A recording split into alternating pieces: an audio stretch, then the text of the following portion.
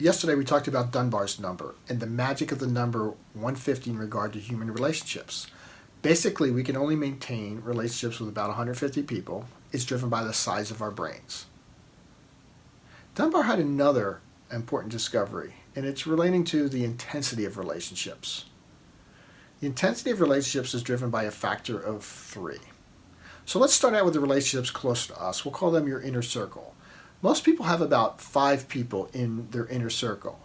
And these are people you can be completely vulnerable with. You could share anything with. If you're in a crisis, you would turn to these people. So there's 5 people there. You multiply that by 3, you end up with 15 people. And these are people you socialize with all the time. Psychologists often call this the sympathy group because if something devastating were to happen to you, these people would be really upset. Multiply that by a factor of 3, you end up with 50. 50 people are probably the number of people you'd invite to your birthday party. Multiply that by 3, you end up with 150, which are our casual friends or the total relationships we can actively maintain. Multiply that by about 3, you end up with 500 people, which is the number of acquaintances you have. Multiply that by 3, you end up with 1,500 people, which is the number of names you can place to a face. And that's about it. That's all you can possibly manage. Each one of these groups requires an investment to keep the people at that intensity level. So your inner circle requires more effort than the people on the outside. And a problem with social media today is often we're spending a lot of time on that 150, 500, 1,500, and we're really not focused on the 5 or the 15 that are most important to us. And if you don't make the investment, over the course of 6 months, those relationships will deteriorate.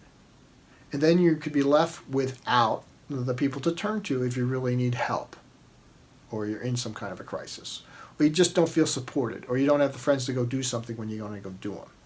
So we're going to work on that, and we're going to help you identify your social network, your real-life social network, starting with the inside. So here's the question for today.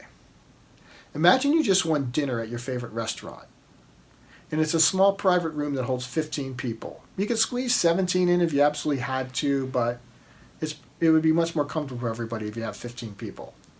And transportation is included, so if you have friends around the world, you can fly them in. And everybody understands this night is about you, so you don't have to feel obligated to invite plus ones, and you don't have to worry about the dynamic of like this person likes this, that person likes that. I mean, it's all about you, and you should focus on just getting the 15 people in the room that are closest to you. You don't have to fill a room if you don't have 15 people. The typical person does, but not everyone does. Just focus on your closest friends and where you feel that drop off, where the people aren't quite as close. So, who's coming to your dinner party?